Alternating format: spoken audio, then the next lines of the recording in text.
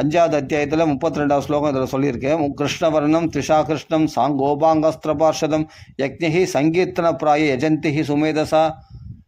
சுமேதசா யார் நாம சங்கீர்த்தனம் பண்ணுறாங்களோ அவங்க தான் சிறந்த புத்திமான்களாம். சுமேதசா, மேதஸ்னா புத்திமான்கள், சுமேதஸ்னா அதிக புத்திமான்கள், அதிக புத்திசாலிகள் தான் நாம சங்கீர்த்தனம் பண்ணுவாங்களாம்.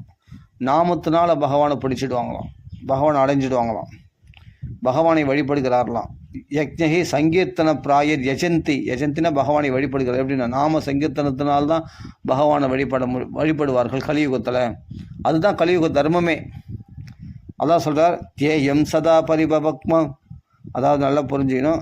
இந்த ஸ்லோகத்துக்கு அடுத்த ஸ்லோகம் அத்தியாயம் 11வது ஸ்கந்தம் 5வது அத்தியாயத்தில் 32வது ஸ்லோகம் கிருஷ்ணவர்ணம் திரிஷாகிருஷ்ணம்ன்ற ஸ்லோகம்.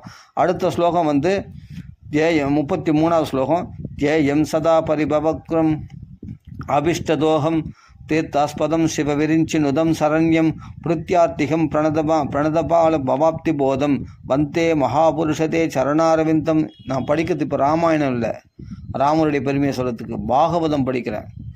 கிருஷ்ணனுடைய பெருமையை சொல்லக்கூடிய பாகவத புராணத்தில் இங்கே சொல்லியிருக்கு, கலியுகத்தில் ராமநாமா தான் பிரதானமாக கீர்த்தனை செய்வார்கள் என்று இங்கே சொல்கிறார் பாருங்கள். தேயம் சதா பரிபவக்ரம் அபிஷ்டதோகம் தீர்த்தாஸ்பதம் சிவவிரிஞ்ச நுதம் சரண்யம் பிருத்தியார்த்திகம் பிரணதபால பவாப்தி போதம் வந்தே மகாபுருஷதே சரண. மகாபுருஷன் யாருன்னா ஸ்ரீ ராமச்சந்திரமூர்த்தி. அப்போது அந்த பக்தரெல்லாம் எப்படி வழிபடுவாங்கன்னா பகவானை இவ்வாறு ஸ்தோத்திரிக்கிறார்கள். என்னென்னா மகாபுருஷரே யார்? ராமச்சந்திரமூர்த்தியை.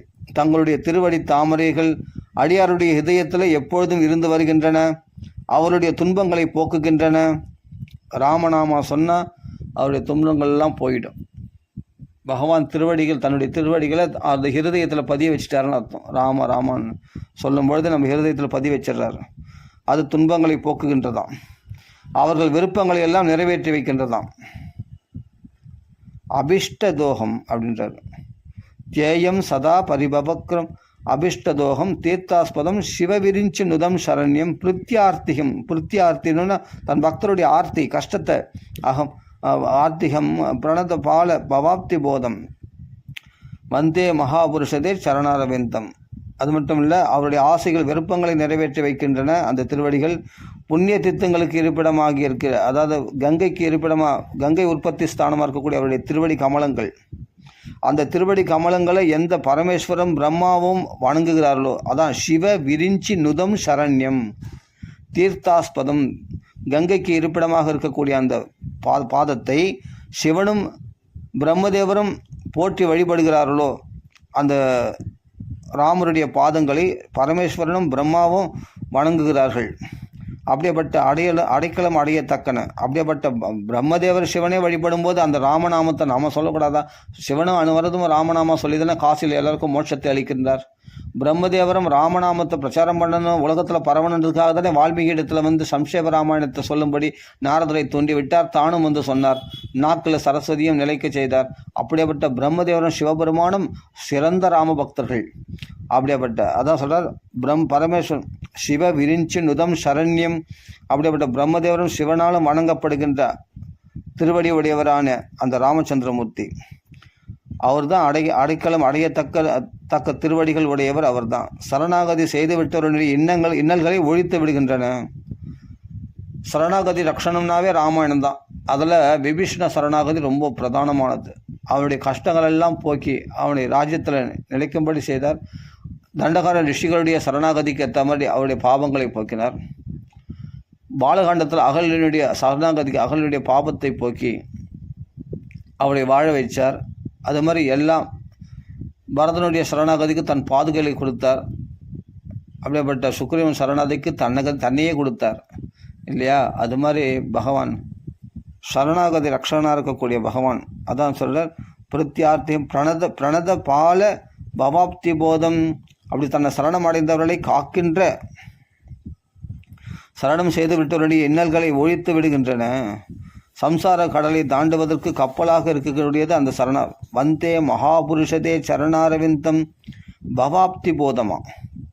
பவ ஆப்தி போதம்னா சம்சார கடலை தாண்டுவதற்கு கப்பலாக இருக்கின்றதா அந்த பகவான், அந்த ராமச்சந்திரமூர்த்தியினுடைய திருவடி கமலங்கள். நான் தங்கள் பாத கமலங்களை வணங்குகிறேன். இது இங்கே ராமருடைய பேரே வரலையே அப்படின்னு சொன்னால் அதுக்கு அடுத்த ஸ்லோகத்தில் அதை நிரூபணம் பண்ணுறார். त्यक्त्वा सुदुस्त्यज सुरेप्सिदं राज्यलक्ष्मीं धर्मिष्ठ आर्यवचसा यदघादरण्यं मायामृगं दयिदयेप्सिदम् अन्वदावत् वन्दे महापुरुषदे சரணாரவிந்தம். இதுக்கு முன்னாடி வந்தே மகாபுருஷதே சரணாரவிந்தம், அதே மகாபுருஷன் தான் இந்த இடத்துல சொல்லப்படுகிறார். எப்படிப்பட்டவர்னா, தர்மத்தில் நிலைக்கலனாக விளங்குபவரே, மகாபுருஷரே, தேவர்கள் கூட அடைவதற்கு பேராசைப்படும் அரசாகிய அயோத்தியா ராஜ்யத்தை உதறிவிட்டு தந்தை சொல்லை காப்பதற்காக காலால் நடந்து காட்டுக்கு சென்றீர்கள். சீதா பிராட்டியால் விரும்பப்பட்ட மாயாமானை துரத்தி கொண்டு கரடு முரடான காட்டுப்பாதையில் ஓடிச் சென்றனவே தங்கள் திருப்பாதங்கள், அவைகளை மீண்டும் மீண்டும் வணங்குகிறேன் அப்படின்னு இந்த ஸ்லோகத்துக்கு அர்த்தம். त्यक्त्वा सुदुस्त्यज सुरेप्सिद ராஜ்யலக்ஷ்மி, தேவர்களே ஆசைப்படக்கூடிய ராஜலக்ஷ்மியை கூட துறந்து விட்டு போனீர்களே. அயோத்திய ஐஸ்வர்யத்தை, சக்கரவர்த்தி பதவியை தூக்கி எறிந்து விட்டு போனீர்களே, காட்டுக்கு போனீர்களே, கரடு புரண்டான கல்முள் உள்ள பாதையில் காலார நடந்து சென்றீர்களே, அப்படிப்பட்ட தங்கள் திருவடிகளை வந்தே மகாபுருஷதே சரணாரவிந்தம், அப்படிப்பட்ட உங்கள் திருவடிகளை நான் வந்தனம் செய்கின்றேன் என்று ஸ்துதிக்கிறார். கரபாஜன சொல்கிறார். தர்மிஷ்ட ஆர்ய வச்சசா எதகா தரண்யம், அதாவது என்னென்னா, தந்தை சொல்மிக்க மந்திரம் இல்லை என்று சொல்லி அப்பானுடைய சத்தியத்தை காப்பாற்றுவதற்காக, பித்ருவாக்கிய பரிபாலனம் செய்வதற்காக காட்டிற்கு சென்றீர்களே என்று சொல்கிறார். மாயா மிருகம் தயிதையே ஈப்சிதம் அன்பதாபத்து, அப்படிப்பட்ட தனக்கு பிரியமானவளாகிய சீதை விரும்பப்பட்டதனால் அந்த மாயாமிருகம் என்று தெரிந்தும் அதை பிடிக்க நீங்கள் ஓடினீர்களே. அது மட்டும் இல்லை, நல்லா பாருங்க, வந்தே அப்படியேப்பட்ட பக்தனுடைய ஆசையை நிறைவேற்றுவதற்காக அந்த மாயை என்று தெரிந்தும் அதையும் நிறைவேற்றி கொடுக்கறதுக்காக ஓடினார். யார்? ராமச்சந்திரமூர்த்தி. அந்த மாயாமானை பின்தொடர்ந்து ஓடினாரே, அப்படியேப்பட்ட அந்த கால்கள் ஓடினவே, சீதைக்காக அந்த மாயாமிருகத்தை பிடிப்பதற்காக அந்த கால்கள் ஓடினவே, அந்த திருவடிகளை வந்தே மகாபுருஷதே சரணாரவிந்தம், அந்த திருவடிகளை நாங்கள் வந்தனம் செய்கின்றோம் என்று கலியுகத்தில் அந்த ராமநாமத்தை பிரதானமாக வைத்து கொண்டு அந்த ராமநாமத்தை தான் சங்கீர்த்தனம் பண்ணுறாங்களாம். சங்கீர்த்தனம் பிராயே யக்னே சங்கீர்த்தனம் பிராய யஜந்திஹி சுமேதசா. அப்படி ராமநாமம் சொல்கிறவங்க சுமேதசா, சிறந்த புத்திமான்களாம். இந்த 3 ஸ்லோகத்தை அப்படியே கோட் பண்ணி சொல்கிறேன், வேறு ஒன்றும் இல்லை. 3 ஸ்லோகத்தில் என்ன சொல்கிறேன்னா, தங்களுடைய திருவடி தாமரைகள் அடியார்களின் இதயத்தில் எப்பொழுதும் இருந்து வருகின்றன. அவருடைய துன்பங்களை போக்குகின்ற அந்த திருவடிகள் அவர்கள் விருப்பங்களை நிறைவேற்றி வைக்கின்றன. புண்ணிய தீர்த்தங்களுக்கு இருப்பிடமாக உள்ளது உங்களுடைய திருவடி. எதுனா கங்கை முதலிய உற்பத்தி ஸ்தானமாக இருக்குது. அதே மாதிரி பரமேஸ்வரம் பிரம்மாவினால் வழங்கப்படுகின்றன. அடைக்கலம் அடையத்தக்கன. சரணாகதி செய்துவிட்டவர்களின் இன்னல்களை ஒழித்து விடுகின்றன. அப்படிப்பட்ட திருவடிகள் உடையவர். சம்சார கடலை தாண்டுவதற்கு கப்பலாக இருக்கின்றன உங்கள் திருவடிகள். நான் தங்கள் பாதகமல் அப்படிப்பட்ட திருவடி நாங்கள் பாதகமலங்களை வணங்குகின்றேன் அப்படின்னு 3 ஸ்லோகத்தில். அதே அதே ஸ்லோகம் தான் இங்கே வந்தே மகாபுருஷதே சரணாரவிந்தம், அதில் முடியுது அந்த ஸ்லோகம். அதே அடுத்த ஸ்லோகத்துலேயும் அதே மாதிரி தான் வந்தே மகாபுருஷதே சரணம். யார் அந்த மகாபுருஷன்னா, அந்த மகாபுருஷன் இவர் தான். त्यक्त्वा सुदुस्त्यज सुरेप्सिदं राज्यलक्ष्मीं धर्मिष्ठ आर्य वचसा यदगात् அரண்யம் மாயாமிருகம் दयिदयेप्सिदम् அன்பதாவத்து வந்தே மகாபுருஷதே சரணாரவிந்தம். அப்படி கலிம் சபாஜயந்தியார்யா குணஜா சாரபாகினஹ, சாரத்தை அறிந்தவர்கள் எத்திர சங்கீர்த்தனேனைவ சர்வஸ்வார்த்தோ அபிலப்யதே. இந்த விஷயங்களை பற்றி ஆழமாக சிந்தித்து தத்துவத்தை உணரக்கூடிய பெரியோர்கள்லாம் கலியுகத்தெல்லாம் போட்டுக்கிறார்களாம். கலியுகத்தை தான் போட்டுக்கிறார்களாம். கலியுகம் தான் ரொம்ப சிறந்த யுகம் அப்படின்னு. ஏனென்றால் பகவானின் திருநாம சங்கீர்த்தனத்தினாலேயே ஆத்ம லாபமும் ஆத்ம பலமும் கிடைத்து விடுகிறதே. அதனால் ஆத்மலாபமும் கிடைச்சது, மோட்சமே கிடைச்சிட்டு அப்படின்னும் போது வெறும் நாம சங்கீர்த்தனத்தினால மோட்சம் அடைந்தால் இந்த கலியுகத்தை ரொம்ப கொண்டாடுறாங்களாம். வெறும் ராமான்னு சொல்கிறதுனாலே நம்மளுக்கு மோட்சம் கிடைச்சிடுதுன்னு சொன்னால், அதனால் கலியுகத்தில் ஆசைப்பட்டு நஹ்யதா பரமோ லாபோ தேஹினாம் பிராம்யதாமிக ஏதோ விந்தேத பரமாம் சாந்திம் நஷ்யந்தி சம்ஸ்ருதி உலகிலேயே சுற்றி சுழண்டு வந்து கொண்டிருக்கும் ஜீவன்களுக்கு இதைவிட வேறு பெரிய லாபம் வேண்டும். இதைவிட வேறு என்ன பெரிய லாபம் வேண்டும்? நாம சங்கீர்த்தனத்தினால் பிறப்பு இறப்பு என்ற சுழற்சி அழிந்து போகிறது. பரமசாந்தி என்ற பிறவாமை கிடைத்து விடுகிறது. பிறவாமைனா மோட்சம் கிடைத்து விடுது. கிருதாதிஷு பிரஜாராஜன் கலவிச்சந்தி சம்பவம் கலு கலு கலு கலு பவிஷ்யந்தி நாராயண பராயணஹா. கிருதயுகம் முதலியவற்றில் வாழ்ந்தவர்கள் கூட கலியுகத்தில் பிறக்க வேண்டும் என்று ஆசைப்படுகிறார்கள். ஏனென்றால் கலிகாலத்தில் நிச்சயமாக திருமால் அடியார்கள் தோணும். ஏன்னா கலியுகத்தில் நாம சங்கீர்த்தனத்தினாலே கரையேறலாமே. கிருதயுகத்திலலாம் தவம் பண்ணோம், 10,000 வருஷம் 1000 வருஷம் கடுமையான தவம் பண்ணால் தான் பகவானை பார்க்க முடியும். கர்த்தவ பிரஜாபதி அப்படி தான் பார்த்தார். திரேதாயுகத்திலாம் யாகங்களால் தான், கடுமையான யாகங்கள், அதில் பிரம்மராட்சர்கள் உபத்திரவங்கள்லாம் இருக்கும். அதில் அங்கக்குறைவு இல்லாமல், தர்மலோபம் இல்லாமல், மந்திரலோபம் இல்லாமல், தந்திரலோபம் இல்லாமல் பர்ஃபெக்டாக பண்ணால் தான் யாகத்தினுடைய பலனாக பகவான் கிடைப்பாராம். அது திரேதா யுகத்தில். துவாபர யுகத்தில் பகவானுக்கு அர்ச்சனைகள் பண்ணுறதுனால, மனம் ஒருமுகப்பட்டு அர்ச்சனைகள் பண்ணதுனால தான் பகவான் கிடைப்பார் இல்லையா? அர்ச்சனையினால். இதில் துவாபர யுகத்தில். ஆனால் கலியுகத்தில் வெறுமனே நீ தப்பாக நாமா சொன்னாலும் சரி, எங்கேயோ கவனக்குறைவாக நாமா சொன்னாலும் சொல்லி பகவான் கிடைச்சிடுவார். சங்கீர்த்தனாதேவ, வெறும் நாம சங்கீர்த்தனால மாத்திரம் அது மாத்திரம் போதும். அது ஒன்றினாலேயே பகவான் கிடைத்து விடுகிறானாம். ஆத்மலாபம் கிடைச்சது தான். அதுவும் முக்கியமாக சொல்லப்படுதுன்னா ராமநாமம் தான். அப்படியேப்பட்ட சரணம் வந்தே மகாபுருஷதே சரணாரவிந்தம். எப்படியாப்பட்ட பகவான் இங்கே பாருங்கள், ராமாயணத்தை உள்ளே அடக்கிட்டார் பாருங்கள். எந்த காட்டுக்காக அப்பானுடைய வார்த்தையை காப்பாற்றுவதற்காக காட்டுக்கு போனாரோ, கல் முள்ளு புள்ள பாதையில் காலார நடந்தாரோ, எந்த மாயா மிருகத்தை பின்தொடர்ந்தாரோ சீதையினுடைய ஆசை நிறைவேற்றுவதற்காக, அப்படிப்பட்ட திருவடி கமலங்களை நாம் வணங்குகிறோம், வந்தனம் செய்கிறோம். எந்த திருவடிகளை சிவனும் பிரம்மாவும் வழிபடுகிறார்களோ, எந்த திருவடிக்கு கமலங்கள் நம்ம சம்சார கடலை கடப்பதற்கு படகாக இருக்கக்கூடியதோ,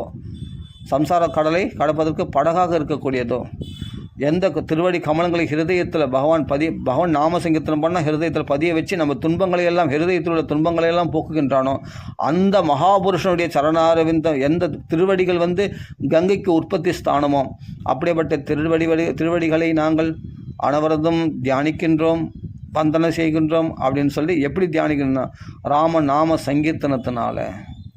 அந்த சங்கீர்த்தனம் பண்ணுறவங்க தான் சுமேதசா, சிறந்த புத்திமான்களாம், சாதாரண புத்திமான்கள் கிடையாது.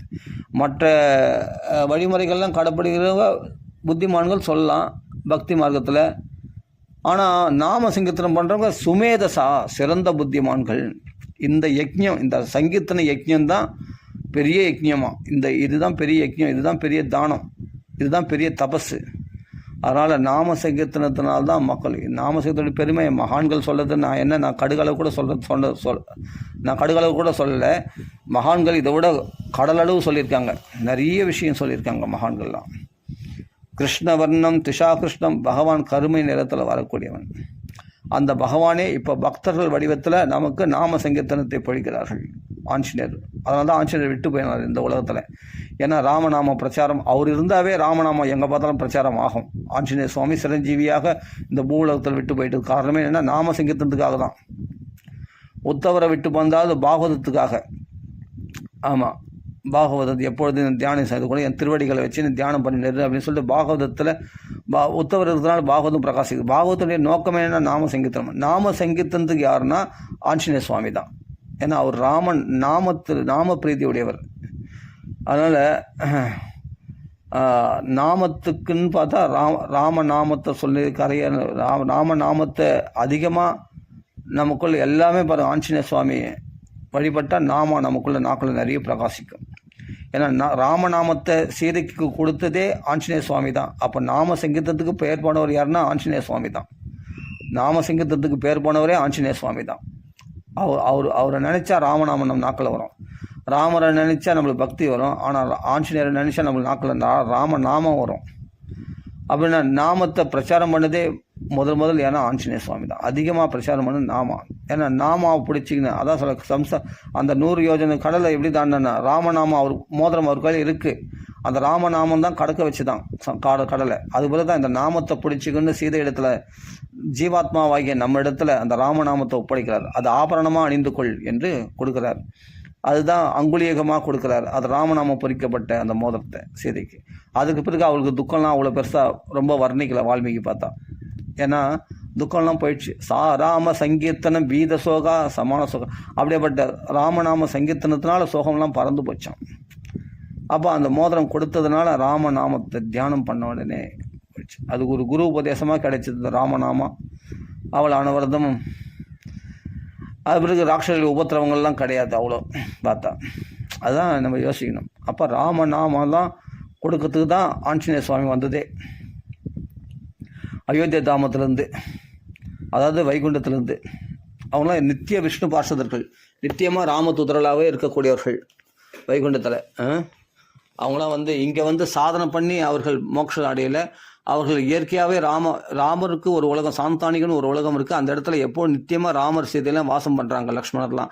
அந்த இடத்துல ஆஞ்சநேய சுவாமி நித்திய சேவகனாக இருக்கிறார் அந்த இடத்துல. ஆனால் பூமிக்கு இந்த இடத்துல விட்டு போகாமல் இருக்கிறாருன்னா மக்களை எல்லாம் கரையேற்றுவதற்காக சிரஞ்சீவியாக இங்கே தங்கிட்டார். ராமர் கூப்பிட்டா போகல, இங்கேயே தங்கிட்டார். அதனால தான் ராமநாம பிரச்சாரம் இந்த அளவுக்கு பிரசித்தமாக இருக்குது. அதனால் இங்கே சொல்கிற நல்லா புரிஞ்சுங்க. தேயம் சதா பரிபவக்ரம் அவிஷ்டதேவதோகம். எப்பொழுதும் சதா எப்பொழுதும் பகவன் நாம சங்கீர்த்தனம் பண்ணிகிட்டே இருக்கணுமா எப்பொழுதும். அதுதான் தியானமா, சிறந்த தியானமா. தேயம் சதா பரிபவக்ரம் அபிஷ்டதோகம். அதுதான் நம்ம ஆசைகளெல்லாம் நிறைவேற்றி கொடுக்கக்கூடியது பகவான் நாம சங்கீர்த்தனம் தான். அவருடைய திருவடி கமலங்களை பிடிச்சிக்கிறது தான் நாம சங்கீர்த்தனம் பண்ணுறது தான். அவருடைய திருவடி கமலங்களை கட்டியாக பிடிச்சிக்கிறது தியானம் பண்ணுறது. அவருடைய துன்பங்களை எல்லாம் போக்குகின்றதான். அவர் அடியாருடைய விருப்பங்களை எல்லாம் நிறைவேற்றி வைக்கின்றதான். அது சொல்ல தேயம் சதா பரிபவக்ரம் அபிஷ்டதோகம் தீர்த்தாஸ்பதம் சிவ விரிஞ்சு நுதம் சரண்யம் பிருத்தியார்த்திகம் பிரணதபால பவாப்திபோதம் வந்தே மகாபுருஷதே சரணாரவிந்தம் त्यक्त्वा सुदश्च सुरेप्सित राज्यलक्ष्मीं धर्मिष्ठ आर्यवचसा यदहात् அரண்யம் மாயாமிருகம் தைதயேப்சிதம் அன்பதாவத்து வந்தே மகாபுருஷதே சரணாரவிந்தம். கலிம் சவாஜயந்தியாத்யா குணக்ஞா சாரபாகினஹ. கலியுகத்தினுடைய சாரத்தை தெரிந்து கொண்டவர்கள் நிச்சயமாக நாம சங்கீர்த்தனம் தான் பண்ணுவாங்க. எத்திர சங்கீர்த்தனே நைவ சர்வஸ்வார்த்தோ அபிலப்யதே. தர்ம அர்த்தம் காமம் மோட்சம் என்ற 4 வித புருஷார்த்தங்களும் அவர்களுக்கு சித்தித்து விடுகிறது தான். எதனால்? நாம சங்கீர்த்தனத்தினால மட்டுமே. எத்திர சங்கீர்த்தனே நைவ சர்வ ஸ்வார்த்தோ அபிலப்யதே. திருநாம சங்கீர்த்தனத்தினாலேயே எல்லா லாபமும் கிடைச்சதுதான். தர்மார்த்தம் காமம் மோட்சம் என்ற 4 புருஷார்த்தங்கள் அத்தனையும் சித்தித்து விடுகிறது என்று தெரிந்து கொள்ள வேண்டும். அதான் பரமோலாபோன்னு சொல்கிறார். நஷ்யதா பரமோலாபோ. இதை விட பரமலாபம் வேறு என்ன இருக்க முடியும்? தேஹினாம் பிராம்யதாமிக. உடலை எடுத்தவர்களாகிய இந்த ஜீவாத்மாக்களுக்கு இதை விட பரமலாபம் வேறு என்ன இருக்க முடியும்? ஏதோ விந்தேத பரமாம் சாந்திம் நஷ்யந்தி சம்ஸ்ருதி. இந்த சம்சாரமானது அழிந்து விடுகிறது, சாந்தி கிடைத்து பரமாம் சாந்தி, அதாவது உயர்ந்த மோட்சானந்தமே நம்மளுக்கு கிடைத்து விடுகிறது அப்படின்னு சொல்கிறார். கிருதாதிஷு பிரஜாராஜன் கலவு இஷ்சந்தி சம்பவம். அப்படின்னா எல்லா யுகத்தை விட கலியுகம் தான் சிறந்ததுன்னு சொல்லி கிருதயுகத்தில் பிறந்தவர்கள்லாம் கூட கலியுகத்தில் பிறக்கணும்னு இச்சந்தி ஆசைப்படுறாங்களாம். கலியுகத்தில் பிறக்கிறதுக்கு ஆசைப்படுறாங்களாம். அதனால தான் பிரகலாத சுவாமி கலியுகத்தில் ராகவேந்திரராக வந்தார் அப்படின்னு சொல்கிறோம் இல்லையா? நாரதர் புரந்தரதாசராக வந்தார். நாம சங்கீர்த்தன் பிரச்சாரம் பண்ணுறதுக்குனே வந்தாங்க. இது மாதிரி ஒவ்வொருத்தரும் அப்படிப்பட்ட வால்மீகி தியாகராஜ சுவாமிகளாக வந்தாங்க நாமநாமத்தை பிரச்சாரம் பண்ணுறதுக்காக. இப்படி எல்லாமே பாருங்கள், கலியுகத்தில் மகான்களே வந்திருக்காங்க, இறங்கி வந்துட்டாங்க. கிருதயுகத்தில் பிறந்தவங்கள்லாம், கிருதயுகத்தில் அவதரித்த மகாத்மாக்கள்லாம் கலியுகத்தில் இப்படிப்பட்ட மகாத்மாக்களாக வந்திருக்கிறார்கள். கிருத ஆதிஷு பிரஜாராஜன் கலவு இச்சந்தி சம்பவம் கலு பவிஷ்யந்தி நாராயண பராயணர்களாகிய பக்தர்கள் நாம சங்கீர்த்தன பாராயணர்கள் அங்கங்கே நிறைய தோன்றி விடுவார்கள். அங்கங்கே தாமிரபரணி, கிருதமாலா அப்படின்னு சொல்கிற இந்த மாதிரி நதிக்கரைகளில் மகான்கள்லாம் தோன்றுவாங்கன்னா நிறைய பேர் தோன்றியிருக்காங்க. கொச்சித் மகாராஜ திராவிட், அதுவும் தமிழ்நாட்டை தான் அதிகமான மகாத்மாக்கள் ஆழ்வார்கள்லாம் தோன்றி நாம பிரச்சாரம் செய்தார்கள். கொச்சின் மகாராஜ திராவிடேஷுச்ச பூரிஷா தாமிரபர்ணி நதி எத்திர கிருதமாலா பயஸ்வினி காவேரிச்ச மகாபுண்ணியா பிரதீச்சிச்ச மகாநதி. இன்னைக்கு காவிரி நதிக்கரையில் யார் இருக்கார்? ஸ்ரீ பகவன் நாம போதேந்திரால். அவர் என்ன உபதேசம் பண்ணார்? காவிரி நதிக்கரையில் ராமநாமத்தை இன்றைக்கும் ஜெபிச்சுன்னு இருக்கிறார். அவருடைய சமாதியில் இன்றைக்கி போனால் ராமநாம ஒலி கேட்டுட்டே இருக்கு. காவேரி கரையில் யார் இருக்காருன்னா ஸ்ரீ பகவன் நாம போதேந்திரால். கோவிந்தபுரத்தில் போனால் பார்க்கலாம். அப்படிப்பட்ட சமாதியில் அவருடைய சாநித்தியம் அதிகமாக பிரகாசிக்கக்கூடிய இடம் அது. அப்படிப்பட்ட பகவன் நாம போதேந்திரால் இன்றைக்கும் ஜெபிச்சுன்னு இருக்கார் ராமநாமத்தை. அதான் சொல்கிற காவேரிச்ச மகாபுண்ணியா பிரதீச்சிச்ச மகாநதி. இப்படிப்பட்ட தமிழ்நாட்டில் இப்படிப்பட்ட புண்ணிய ஸ்தலங்கள்லாம் இருக்கக்கூடிய, இப்படிப்பட்ட புண்ணிய தீர்த்தங்கள்லாம் இருக்கக்கூடிய இடத்துல மகான்கள்லாம் தோன்றி இன்றைக்கி தமிழ்நாட்டில் பார்த்தா நிறைய பக்தி பிரச்சாரம், ராமநாம சங்கீர்த்தனம் எங்கே பார்த்தாலும் பிரச்சாரம் ஆகுது. அது காரணம் என்னென்னா அன்னைக்கு ஆஞ்சநேய சுவாமி விட்டு போனது தான். அது பாருங்கள். காவேரிச்ச மகாபுண்ணிய பிரதீச்சிச்ச மகாநதி ஏ பிபந்தி ஜலம் தாசாம் மனுஜேஸ்வர பிராயோ பக்தா பகவதி வாசுதேவ அமலாசயா.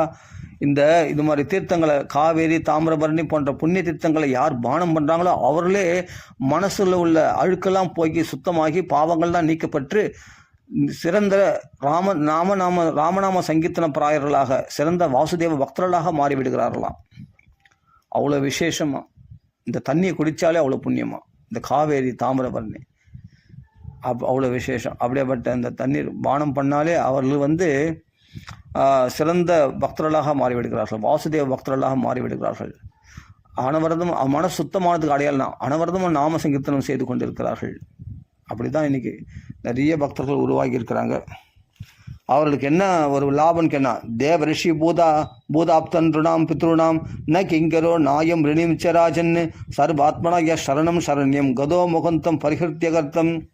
அப்போது அரசே அடைக்கலம் அடையத்தக்கவரான பகவான் முகுந்தனை எல்லா வகையாலும் சரணம் அடைந்து விட்டவர்கள் தேவர்கள், ரிஷிகள், பித்ருக்கடங்களிலிருந்து அதிதி பூஜை, பூதபலி முதலிய சடங்குகளிலிருந்தும் விடுதலை பெற்று விடுகிறார். இவர் பகவானை தவிர வேறு எவருக்கும் அடிமை அல்லர், கடனாளி அல்லர், கர்ம வாசனைகளிலிருந்தும் கர்ம தலையிலிருந்தும் வெளியேறி விடுகிறார். அப்போ என்னன்னா தேவரிஷி பூத ஆப்தன் ருணாம பித்ருணாம் ந கிங்கரோ நாயம் ரிணீச்சராஜன்னு. யாருக்கும் அடிமைப்பட்டவர்கள் கிடையாது, யாருக்கும் கடன் பட்டவர்கள் கிடையாது. இவர்களுக்கு என்ன போயிடுதுன்னா இந்த நாம சங்கீர்த்தனம் பண்ணுறவங்களுக்கு தேவகடன், பித்ருக்கடன், ரிஷி கடன் எல்லாமே போயிடுதான். யாருக்கும் தேவர்களுக்கு நம்மலாம் கடன் பட்டிருக்கோம். ஆமாம், நம்ம சூரிய ஒளி அனுபவிக்கிறோம், தண்ணீர் அனுபவிக்கிறோம், காற்றை சுவாசிக்கிறோம், எல்லாமே தானே மண். இந்த மண்ணுனால நம்ம விளைச்சல்கள் தானியங்களை அனுபவிக்கிறோம் இல்லையா? அப்போ யோசிக்கணும். அப்படின்னா இவர்கள்லாம் நம்ம கடன் பட்டவர்கள் தானே. அப்போ தேவர்களுக்கு, பித்ருக்களுக்கு கடன் பட்டிருக்கோம். நம்ம அப்பா அம்மா இல்லைன்னா நம்மளுக்கு இந்த உடம்பே கிடையாது, நம்ம ஒரு மனுஷனே கிடையாது. அப்போ நம்ம பித்ருக்களுக்கெல்லாம் நம்ம முன்னோர்களுக்கு கடன் பட்டிருக்கோம். அதனால தான் பித்ருக்கடன் அடைக்கிறது தான் மாவளி அமாசை, மகாலய பட்சத்தில் அந்த மகாலய அமாசைன்னு சொல்கிறேன் இல்லையா? அந்த சமயத்தில் நம்ம தர்ப்பணம் கொடுக்குறது, அதெல்லாம் கடன் அடைக்கிறோம் இல்லையா? தர்ப்பணம் பண்ணுறதுனால. அப்பா இறந்து கொஞ்ச நாள் தபசம் பண்ணுறாங்க இல்லையா? அதெல்லாம் பித்ருக்களுக்கு கடன் அடைக்கிறது. அப்போ தேவகடன், பித்ருக்கடன், ரிஷிகள் கடன் எப்படி அடைக்க முடியும்னா வேதங்களை பாராயணம் பண்ணுறது, அது மட்டும் இல்லாமல் சாஸ்திரங்களை அபியாசம் பண்ணுறதுனால, ரிஷிகள் சொன்ன மார்க்கத்தில், அந்த தர்ம மார்க்கத்தில் நடக்கிறதுனால ரிஷிகளுடைய கடன் அடைக்கிறோம். அப்போ ரிஷி தர்ப்பணமும் பண்ணுறோம் இல்லையா? ஆமாம், அது ரிஷிகள் கடன் அடைக்கிறதுக்கு அதுவும் பண்ணுறோம். அப்போது பூதங்களுக்கு, சகல ஜீவராசிகளுக்கும் நாம் கடன் பட்டிருக்கோம். நம்ம மறைமுகமாக ஏதோ ஒரு விதத்தில் பல ஜீவராசிகள். அப்போ அந்த பூதபலி அப்படின்னா காக்காக்கு சாப்பாடு வைக்கிறோம், இது மாதிரி பூனைகளுக்கு, நாய்கள்லாம் சாப்பாடு வைக்கிறோம், பூதபலி பண்ணுறோம், பூதபலிகள் கொடுக்குறோம். அதே சமயத்தில் சில அக்னிஹோத்திரம்லாம் வீட்டில் கிரகஸ்தாசிரமிகள் பண்ணுவாங்க அந்த காலத்தில். அதெல்லாம் என்னென்னா அது மாதிரி அந்த தோஷங்களை நிவர்த்தி செய்வதற்கு. அதே சமயத்தில் பூதங்கள் என்னென்னா நம்ம பறவைகளுக்கு, மிருகங்கள்லாம் உணவளிக்கிறது, இதெல்லாம் கூட ஏன்னா அந்த பறவைகள், மிருகங்களுக்கு கூட நம்ம மறைமுகமாக கடன்பட்டிருக்கோமா. அதனால் அவைகளுக்கெல்லாம் கூட நாம் உணவளிக்க வேண்டும் இல்லையா? அப்போ இவ்வளோ பேர் கடன் பட்டிருக்கோம். தேவர்களுக்கு, மற்ற ஜீவராசிகளுக்கு எல்லாருக்கும் கடன் பட்டிருக்கோம். நாம் சொல்ல போனால் தேவர்கள் பித்ருக்கள், மெயினாக சொல்ல போனால் தேவர்கள் பித்ருக்கள் ரிஷிகள், அவருக்கு மற்ற ஜீவராசிகளுக்கு. அப்போ இந்த கடன் எல்லாம் எதில் அடைஞ்சுன்னா ராமான்னு சொல்கிறதுனால அடைஞ்சு போதான். அவர்கள் யாருக்கும் அடிமைப்பட்டவர்கள் கிடையாது, எந்த கடனும் அவர்களுக்கு கிடையாது. என்ன கிங்கரோ நாயம் ருணி, ருணின்னா ருணம்னா கடன் அர்த்தம், நாயம் ருணின்றார். அவர்கள் கடன்பட்டவர்கள் கிடையாது அப்படின்னு சொல்கிறாருங்க. சராஜன் சர்வாத்மனா சரணம் சரண்யம் கதோ முகுந்தம் பரிஹத்திய கர்த்தம். ஏன்னா சர்வாத்மனா எல்லா ஜீவராசிகளுக்குள்ளே இருக்கிற ஆத்மாவாகிய பகவானையே ஒருத்தன் சந்தோஷம் அடைந்து விட்ட பிறகு மற்ற ஜீவராசிகளை பற்றி சந்தோஷப்படுத்த பற்றி கேள்விப்பட வேண்டிய, மற்ற ஜீவராசிகளை சந்தோஷப்படுத்துறதை பற்றி கேள்வி கேட்க வேண்டிய அவசியமே இல்லை. ஏன்னா எல்லா ஜீவராசிகளும் பகவானை சந்தோஷம் அடைந்து, பகவான் தான் ஒரு மரத்துக்கு வேறு, பகவான் தான் வேரில் தண்ணியை பொழிந்து விட்டால் அது ஆட்டோமேட்டிக்காக கிளைகளுக்கும் இலைகளுக்கும் பிஞ்சி பழம் காய்களுக்கு பூக்களுக்கு எல்லாத்துக்கும் தன்னாலேயே அந்த சாரமானது போய் சேர்ந்து விடுகிறது அல்லவா. அப்போ கிளை வயிற்றுக்கு உணவளிக்கும் பொழுது சர்வ இந்திரியங்களும் புஷ்டி அடிக்கிறது அல்லவா. அதே மாதிரி தான் வேரில் ஜலம் பார்த்தோன்னா எப்படி மரங்களுடைய கிளைகள் இலைகளுக்கெல்லாம் போய் சேருதோ அதே மாதிரி தான் பகவானை ஒருத்தன் சந்தோஷப்படுத்தினான், நாமா சொல்லிட்டான்னா அவன் எல்லா ஜீவராசிகளையும் சந்தோஷப்படுத்தி விடுகிறான், எல்லா கடன்களையும் அடைத்து விடுகிறான், எல்லாருடைய தேவைகளையும் பூர்த்தி செய்து விடுகிறான். அவன் தான் பர்ஃபெக்ட், அவன் தான் பரிபூர்ணமானவன் என்று இந்த ஸ்லோகத்தில் சொல்லப்படுகிறது. இப்போ நாமசங்கீர்த்தன மகிமையே கரபாஜனர் இவ்வளோ ஸ்லோகங்களால் அருமையாக சொல்கிறார். அதுவும் முக்கியமாக ராமநாமம் தான் கலியுகத்தில் நிறைய பேர் விரும்பி ராமநாமத்தான் ரொம்ப விரும்பி சொல்லுவாங்க. ராமநாமம் தான் சகல மங்களங்களையும் கொடுக்கக்கூடியது அப்படின்னு ராமநாமத்தை பிரதானமாக சொல்கிறார். எந்த ராமன் தேவர்களும் ஆசைப்படக்கூடிய ராஜலட்சுமியை திறந்துட்டு விட்டு அயோத்திய ராஜை திறந்து விட்டு போனாரோ, எந்த காடாக கல்லு முள்ளுள்ள பாதையை அலைஞ்சாரோ, காட்டில் சீதனுடைய ஆசைப்பட்ட மாயமிருகத்தை பிடித்து கொடுக்க பின்தொடர்ந்து சென்றாரோ, அந்த மகாபுருஷதே சரணாரவிந்தம், அந்த ராமனுடைய திருவடிகளை வழிபடுவார்கள் கலியுகத்தில். அப்போ நான் அனைவரும் ராமநாமத்தை சொல்லுவார்கள். அப்போ ராமநாமம் தான் பிரதானம் கலியுகத்தில் பார்த்தா. இங்கே நான் சொல்ல, கரபாஜனை சொல்கிறார், அப்படியே பிரதானமாக சொல்கிறார். அந்த எந்த சிவனும் விஷ்ணுவும் சிவனும் பிரம்மதேவரும் வழிபடக்கூடிய அந்த திருவடிகளை, எந்த கங்கைக்கு உற்பத்தி ஆகிய அந்த திருவடிகளை, எந்த பக்தருடைய ஆசைகளை, பக்தருடைய கஷ்டங்களை போக்கக்கூடிய, பக்தருடைய ஆசைகளை நிறைவேற்றக்கூடிய அந்த திருவடிகளை மகாபுருஷதே சரணாரவிந்த் வந்தே மகாபுருஷத்தை, அந்த திருவடிகளை நாங்கள் வணங்குகிறோம் அப்படின்னு சொல்லி ராமநாமத்தை, அதுதான் சங்கீர்த்தனாதேனேவ, சங்கீர்த்தனத்தினால மாத்திரம், நாம சங்கீர்த்தனால் மாத்திரம் ஆத்மலாபம் கிடைச்சிடுமா. தர்ம அர்த்தம் காமம் மோட்சம் என்ற தர்மார்த்த காம மோட்சம் என்ற 4 வித புருஷார்த்தங்களும் சித்திச்சிடுமா இந்த நாம சங்கீர்த்தனால தேவகடன், ரித்திரிகடன், ரிஷிகடன், பித்திருக்கடன் எல்லாமே போக்கிடுமா. யாரும் கடன்பட்டவர்களாக இருக்க மாட்டோமா. அப்போ அப்படியேப்பட்ட பூர்ணத்துவத்தை கொடுக்கக்கூடியது ராமநாமம். இப்படியாப்பட்ட ஆத்ம லாபம் கிடைக்கிறதா யார் வேணான்னு சொல்லுவாங்க. அப்படிப்பட்ட ராமானு 2 அக்ஷரம் சொல்கிறதுனாலே இவ்வளோ லாபம் கிடைச்சதுன்னா அதனால கிருதயுகத்தில் இருக்கக்கூடிய மகாத்மாக்கள்லாம் கலியுகத்தில் பிறக்கணும் இச்சந்தி ஆசைப்பட்டு வராங்களாம் கலியுகத்தில் பிறக்கணும்னு. அதுக்குன்னே பல மகாத்மாக்கள், புரந்தரதாசர் அதான் சொல்கிறார், ஆனாம ஈனாம மெச்சிக்கேட பேடா, ராமநாமம் உண்டு, அந்த நாமம் இந்த நாமம் ஏன்னா மெச்சி கெட்டு போகிற ராமநாமம் இருக்குது அப்படின்ட்டு புரந்தரதாசர் நாரதரே புரந்தரதாசராக அவதாரம் பண்ணி நம்மளுக்கு சொல்லி கொடுக்குறார். அவரெல்லாம் ராமநாமா சொல்லி கரையேறினாங்க புரந்தரதாசர். அப்படியேப்பட்ட வால்மீகி மகரிஷியே தியாகராஜராக ராமநாமத்தை 96 கோடி ராமரை பிரத்யட்சமாக பார்த்தார். அப்போ நான் ராமநாமத்தை உபதேசம் பண்ணிட்டு போகிறேன். இது மாதிரி எவ்வளோ மகாத்மாக்கள் அந்த காலத்தில் கிருதயுகத்தில் இருந்த மகாத்மாக்கள்லாம் அதே பிரகலாதன் தான் ராமநாமத்தை. ராகவேந்திரரா அனவர்தமும் பூஜாய ராகவேந்திராய அப்படின்னு சொல்கிறேன் இல்லையா. ராகவேந்திரரா நமக்கு ராமநாமத்தை உபதேசம் பண்ணிட்டு போகிறார். எல்லா மகாத்மாக்களும் கிருதயுகத்தில் பிறந்த மகாத்மாக்கள் பிரகலாதன் தான் இப்போ ராகவேந்திரராக வந்தார். நாரதர் தான் புரந்தரதாசராக வந்தார். வால்மீகி தான் தியாகராஜ சுவாமிகளாக அவதரித்தார். இதெல்லாம் பார்க்குறோம் இல்லையா. அதனால் காவேரி இந்த தமிழ்நாட்டில் தான் மெயினாக நிறைய பக்தர்கள் உருவாகுங்க. தமிழ்நாடு தான் பக்திக்கு உற்பத்தி ஸ்தானம். ஆமாம், உத்பன்னா திராவிடே சாகம் விருத்தியும் கர்நாடக கதை அப்படின்னு சொல்லிட்டு பக்தி தேவியே சொல்கிறான். நான் உற்பத்தியானதே தமிழ்நாட்டில் தான் நிறைய ராம் பக்தர்கள் இருக்கிறாங்க. நிறைய ராமநாமா சொல்கிறவங்க, கீர்த்தனம் அதிகமாக பிரகாசிக்கிறதுனா தமிழ்நாட்டில் தான். இந்த காவேரி தாமிரபரணி ஜலத்தை குடித்தாலே நம்ம மனசுள்ள அழுக்குகள்லாம் போய் சிறந்த ராம பக்தர்களாக, சிறந்த ராமநாம சங்கீர்த்தன பாராயணர்களாக, அதான் சொல்கிறார், நாராயண பாராயணகா, நாம சங்கீர்த்தன பாராயணர்களாக நம்ம மாறிடுவோமா. அப்படிப்பட்ட இந்த புண்ணிய க்ஷேத்திரத்தில் நம்ம பிறகத்துக்கு பாக்கியம் பண்ணிக்கணும். இந்த தமிழ்நாட்டில் பிறகத்துக்கு கண்டிப்பாக பாக்கியம் பண்ணியிருக்கணும். அதனால் நம்ம இருக்கிற காலத்தை பிரயோஜனப்படுத்திக்கணும்னா அனவரதும் ராமநாமா சொல்லணும். ராமநாமம் தான் இங்கே பிரதானமாக சொல்லப்பட்டிருக்கு. கரபாஜனர் நம்மளை வலியுறுத்தி சொல்கிறதுனா ராமநாமம் தான். அப்படியேப்பட்ட மாயா மிருகத்தை பின்தொடர்ந்து சீதைக்காக பின்தொடர்ந்து போனாரே, அந்த திருவடிகளை நாம் வணங்கணும் அப்படின்னு வழிபடுறாங்களாம் கலியுகத்தில். அப்படியேப்பட்ட ராமரை வழிபடுகிறார்கள். நாம சங்கீத்தனா நேவ நாமத்தினால் மாத்திரம் பகவானை வழிபடுகிறார்கள். அவர்கள் தான் பரிபூர்ணமானவர்கள், எல்லா கடன்களையும் ஒழித்தவர்கள். சங்கீர்த்தன பிராய யக்ஞேகி, இந்த யக்ஞத்தை ராமநாம சங்கீர்த்தனம் அநேகமாக பிராயினா அநேகமாக ராமநாம சங்கீர்த்தனம் தான் நிறைய சொல்கிறாங்க. ராமநாமம் இல்லாமல் ஹரே கிருஷ்ணா ஹரே ராமா சொல்லுங்க பார்க்கலாம். ஹரே ராமா ஹரே கிருஷ்ணா, அங்கே ராமநாமம் வந்துடுது. ஹரே ராமா ஹரே கிருஷ்ணா சொல்கிறவங்களும் ராமநாமா சொல்கிறாங்க. அப்போ வெறும் ராமநாமா சொல்கிறவங்க ராமநாமம் சொல்கிறாங்க. இப்போ கிருஷ்ணநாமத்தையோ வேறு நாமத்தில் தனியாக சொல்கிறது, வெறும் கிருஷ்ண நாமத்தை சொல்கிறது இல்லை நிறைய. அது அந்தளவுக்கு புகழாகவும் இல்லை. ராமநாமம் இல்லாமல் எந்த நாமமும் கிடையாது இல்லையா. அதனால் கிருஷ்ணநாமம் இல்லாமல் ராமநாமம் உண்டு, ராமநாமம் இல்லாமல் கிருஷ்ணநாமம் கிடையாது. நல்லா பாருங்கள் நீங்கள் ஒன்றா எல்லாத்துலையும் பாரு, ஹரே கிருஷ்ணா ஹரே கிருஷ்ணா கிருஷ்ண ஹரே ராமா ஹரே ராமா. ஏன் ஹரே ராமா சொல்லணும்? ராமநாமம் தான் முக்கியம். ஏன்னா கலியுகத்தில் பரிந்துரைக்கப்பட்டது கரபாஜனரால் மகான்களால் பரிந்துரைக்கப்பட்டது ராமநாமம் தான். ராமநாமம் தான் பிரதானம்.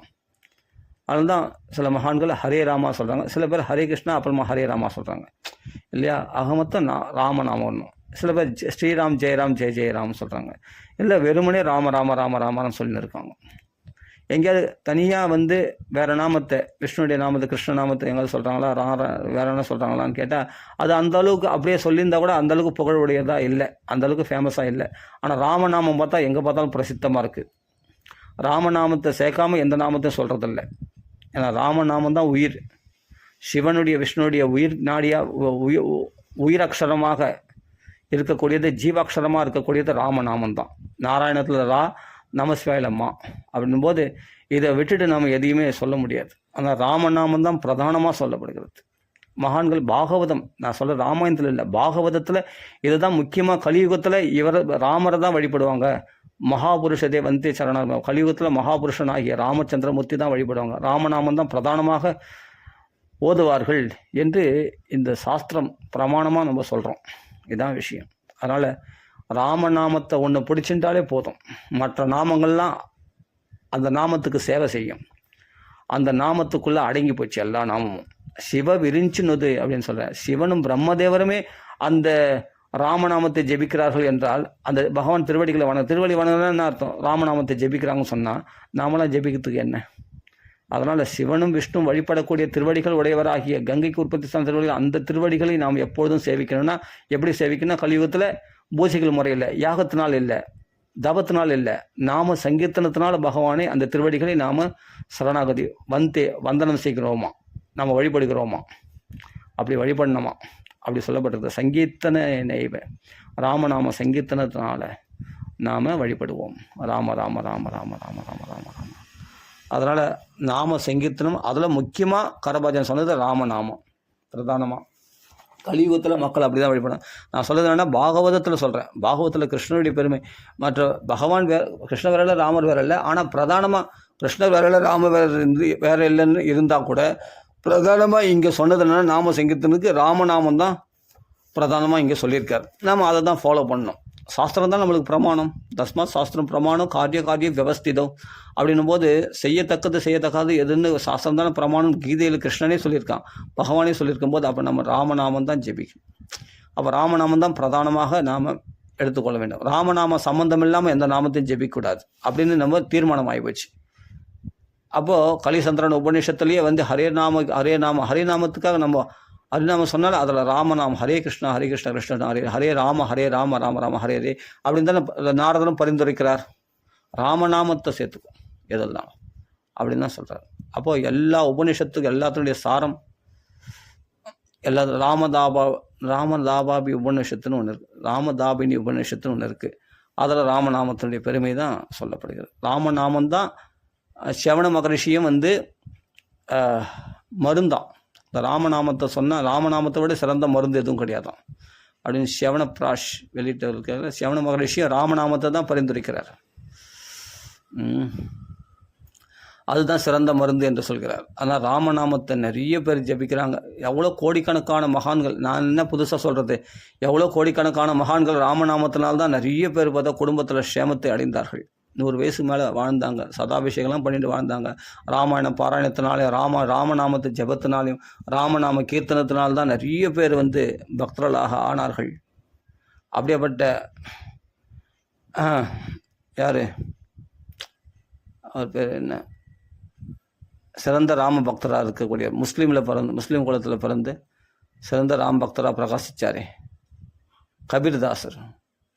அப்படியேப்பட்ட ராமநாமம் அனவரதம் ஜெபிச்சு அவர் அப்படியேப்பட்ட அஷ்டமா சித்திகள் கைவர பெற்று அவருக்கு குருக்கு ஆபத்து வரும்போது அந்த குருவை அந்த துஷ்டனிடத்திலிருந்து காப்பாற்றினா அந்த துஷ்டனை அழித்து கட்டினார். யார்? கபீர்தாசர். அந்த துஷ்டனை தோற்கடித்தார்.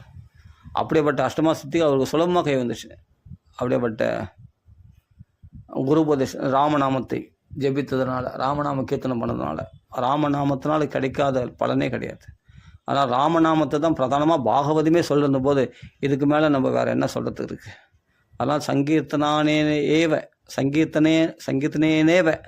சங்கீர்த்தனத்தினால மாத்திரம், நாம சங்கீர்த்தனம் மாத்திரம் நாம் எல்லா லாபத்தையும் அடைஞ்சு விட முடியும் அப்படின்னு சொல்லப்படுகிறது. யாருக்கும் கடன்பட்டவர்கள் ஆக மாட்டோம். எல்லா லாபமும் கிடைச்சிடும், எல்லா ஆசைகளும் நிறைவேறும், எல்லா கஷ்டங்களும் நிவர்த்தி ஆகும். இவ்வளவும் பாருங்கள், இந்த 4 ஸ்லோகத்தில் எல்லாமே சொல்லிட்டாங்க பாருங்கள். அதான் பாகவதம். 11ஆம் ஸ்கந்தத்தில் 5ஆவது அத்தியாயத்தில் நான் சொல்கிறத நீங்கள் வேணால் படித்து பாருங்கள். 32ஆம் ஸ்லோகத்துலேருந்து படித்து பாருங்கள். எத்தனாவது ஸ்லோகம் தொடர்ந்து படித்து பாருங்கள், உங்களுக்கே புரியும். மெயினாக சொல்கிறது ராமநாமத்தை தான் பிரதானமாக சொல்கிறதுன்னு உங்களுக்கே புரியும். நீங்களே படித்து பார்க்கலாம். 32ஆம் ஸ்லோகத்துலேருந்து அப்படியே தொடர்ந்து படித்து பாருங்கள். ராமநாமத்தை பிரதானமாக சொல்கிறதுன்னு நல்லா உங்களுக்கே தெரியும். ராம ராம ராம ராம ராம ராம ராம ராம. அதனால் அனவர்தம் ராமநாமத்தை ஜெபிப்போம். சங்கீர்த்தனாதேவ அப்படின்னு சொல்லியிருந்தா சங்கீர்த்தனமாக பாட்டாக பாடுவோம். அருமையாக அனுபவிச்சு. ஆனால் இது பார்த்தா நான் விளையாட்டாக தோணும். என்னடா இந்த பல ராகங்களில் போட்டு பாடுறானே அப்படின்னு விளையாட்டாக தோணும். ஆனால் இது எல்லாத்தோட வசதி, எல்லா கடன்களையும் போக்கக்கூடியதான். யாருக்கும் சிவனம்னா சிவனும் பிரம்மாவும் பாடின பாட்டம் அது ராமநாமத்தை. அதே சமயம் எல்லாராலும் வழிபடக்கூடிய நாமமாக அது ராமநாமம்.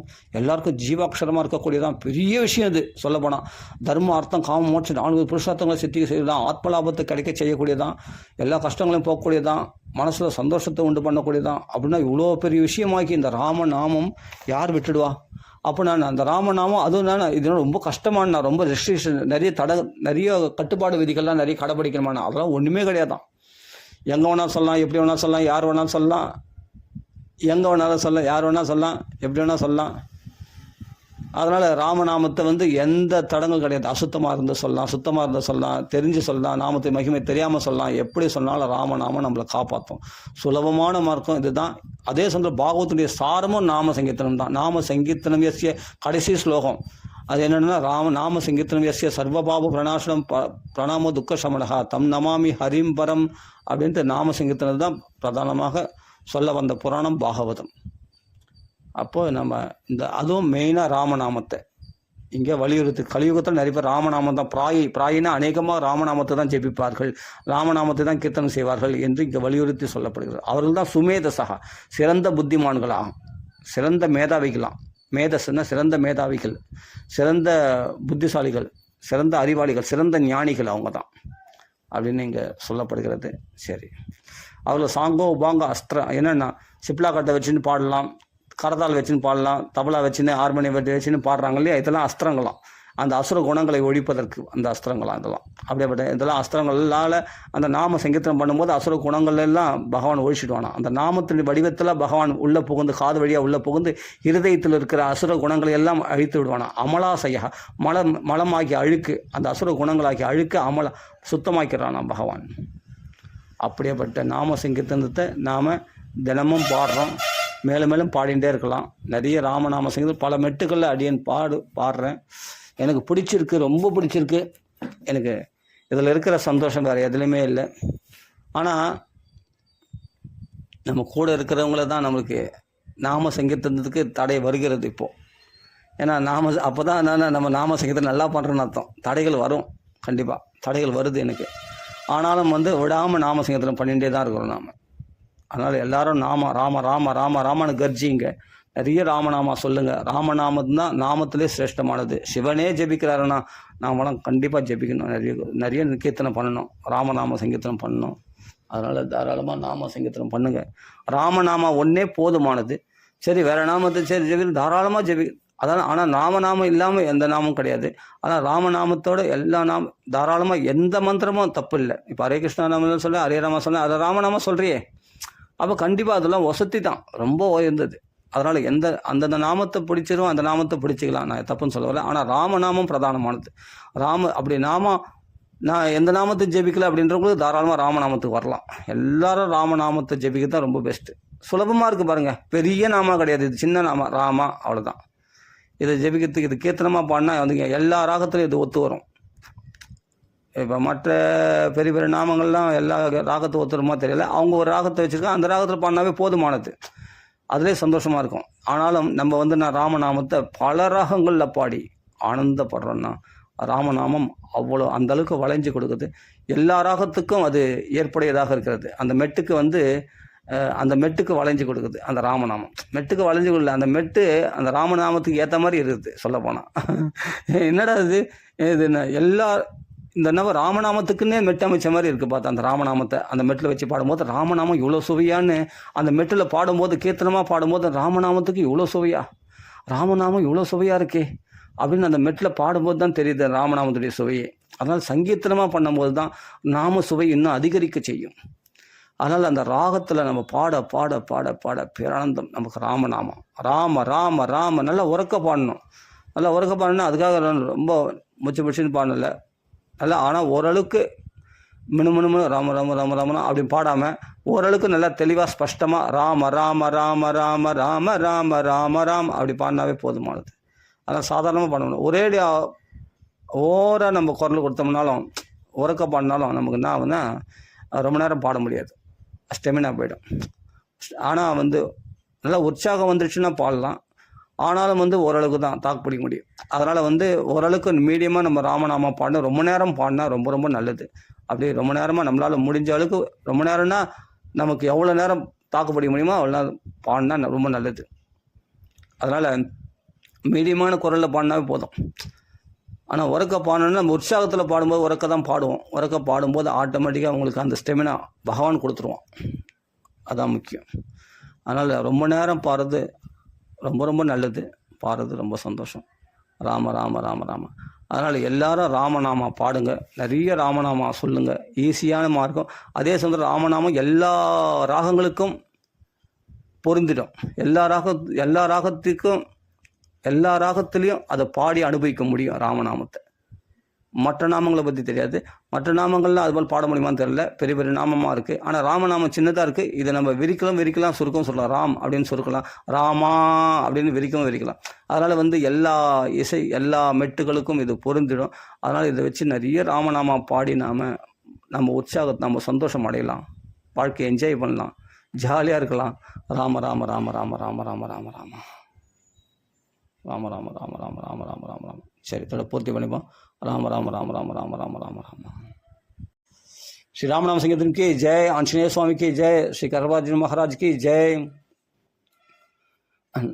नवयोग महात्मा की जय, श्री जनक महाराज की जय, श्रीमद भागवत भवन की जय। राम राम राम राम राम राम राम राम राम राम। आंजनेय स्वामी की जय। राम राम राम राम। श्री वाल्मीकि भवन की जय। राम राम राम राम राम राम राम। आंजनेय स्वामी की जय। राम राम।